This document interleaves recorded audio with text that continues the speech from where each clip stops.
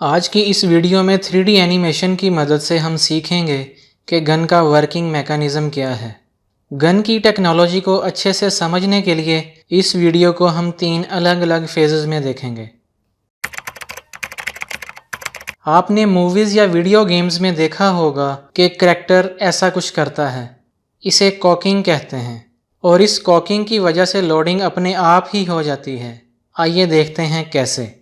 ہم سب جانتے ہیں کہ اس ٹریگر کو دبانے سے فائرنگ ہو جاتی ہے، لیکن اس ٹریگر کو کبھی بھی ڈائریکٹلی نہیں دبایا جاتا۔ یہ سلائیڈ ہے، اور سب سے پہلے اس سلائیڈ کو ایک ہاتھ سے پیچھے کھینچا جاتا ہے۔ ایسا کرنے سے ریکوائل سپرنگ، جو پہلے ریسٹ حالت میں تھی، اب دباؤ کی حالت میں آ جاتی ہے، اور اس سپرنگ کی کوشش ہوتی ہے کہ دوبارہ واپس اپنی اصل حالت میں آ جائے۔ اس کے بعد میگزین کو گن میں ڈالتے ہی لوڈنگ کے دوران جو کارٹریج یعنی بلٹ سلائیڈ کی وجہ سے تھوڑا سا پریس ہو گیا تھا، وہ سلائیڈ کے ہٹتے ہی دوبارہ اپنی اصل حالت میں آ جاتا ہے۔ اس کو آپ ایسے سمجھ سکتے ہیں کہ یہ ایک میگزین کور ہے، اس کے اندر یہ سپرنگ ہے، اور یہ ایک فالوور ہے۔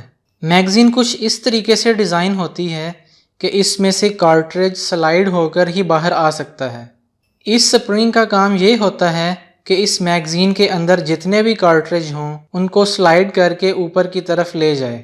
اب ہوتا یہ ہے کہ میگزین جب تک گن سے باہر ہے تو کارٹریج سب سے ٹاپ لیول پر ہی ہوتا ہے، اور جب میگزین گن کے اندر ڈالی جاتی ہے تو سلائیڈ کی وجہ سے سب سے اوپر والا کارٹریج تھوڑا سا پریس ہو جاتا ہے، لیکن جیسے ہی سلائیڈ کارٹریج سے تھوڑا سا پیچھے جاتا ہے تو کارٹریج دوبارہ اپنی نارمل پوزیشن پر آ جاتا ہے۔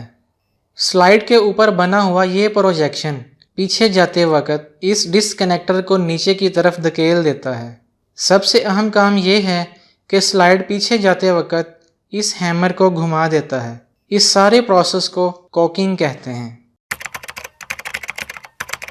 لوڈنگ کے لیے کچھ کرنا نہیں پڑتا، بلکہ وہ کوکنگ کے ساتھ ہی آٹومیٹیکلی ہو جاتی ہے۔ آئیے دیکھتے ہیں کیسے۔ جیسے ہی سلائیڈ سے ہاتھ ہٹے گا، یہ ریکوائل سپرنگ جو اب تک دباؤ کی حالت میں تھا دوبارہ اپنی اصل حالت میں واپس آتے ہوئے ساتھ ہی سلائیڈ کو بھی آگے کی طرف لے آئے گا۔ جب یہ سلائیڈ آگے کی طرف آ رہا ہوگا تو کارٹریج کو بھی نالی میں دھکیلتا ہوا آئے گا۔ اس پورے پروسیس کو لوڈنگ کہتے ہیں۔ کیا آپ نے ایک بات نوٹ کی کہ جب ریکوائل سپرنگ کی وجہ سے سلائیڈ واپس آیا تو ہیمر کو بھی اپنی اصل پوزیشن پر واپس آنا چاہیے تھا، لیکن ایسا نہیں ہوا۔ آئیے دیکھتے ہیں کیوں۔ گن کے اس حصے کو سیئر بولتے ہیں اور اس حصے کو لیف سپرنگ۔ جس وقت سلائیڈ پیچھے آ رہا تھا، اسی دوران روٹیٹ ہوتا ہوا ہیمر سیئر کی مدد سے اٹک گیا، اور سلائیڈ کے واپس جانے پر بھی ہیمر اپنی اصل حالت میں واپس نہیں آ پایا۔ اب یہ گن فائرنگ کرنے کے لیے تیار ہے۔ اب جیسے ہی ٹریگر دبایا جائے گا تو یہ اس ڈسکنیکٹر کو پش کرے گا۔ ڈسکنیکٹر آگے سیئر کو پش کرے گا، جس سے ہیمر فری ہو جائے گا اور اس فائرنگ پن سے جا ٹکرائے گا۔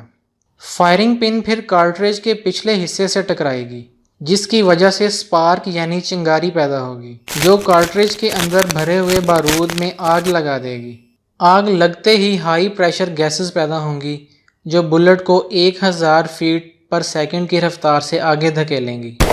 خاص بات یہ ہے کہ سلائیڈ پیچھے جاتے وقت اس ایکسٹریکٹر کی مدد سے بلٹ کے اس کیس کو بھی واپس لے جائے گا، جو بالآخر ایجیکٹر سے ٹکرا کر گن سے باہر چلا جائے گا۔ صرف اتنا ہی نہیں، پہلا راؤنڈ فائر کرنے کے ری ایکشن کی وجہ سے جب سلائیڈ پیچھے جاتا ہے تو اگلا راؤنڈ فائر کرنے کی کوکنگ اور لوڈنگ آٹومیٹیکلی ہی کر لیتا ہے۔ تو یہ تھا گن کا 3D ورکنگ میکانزم۔ امید ہے کہ ہماری آج کی یہ کاوش آپ کو بے حد پسند آئی ہوگی۔ ویڈیو پسند آنے کی صورت میں اسے لائک اور شیئر کرنا مت بھولیے گا۔ نیز کمنٹ باکس میں ہمیں اپنی قیمتی آراء سے ضرور آگاہ کیجیے گا۔ ملتے ہیں اس طرح کی ایک اور دلچسپ ویڈیو کے ساتھ، تب تک کے لیے اللہ نگہبان۔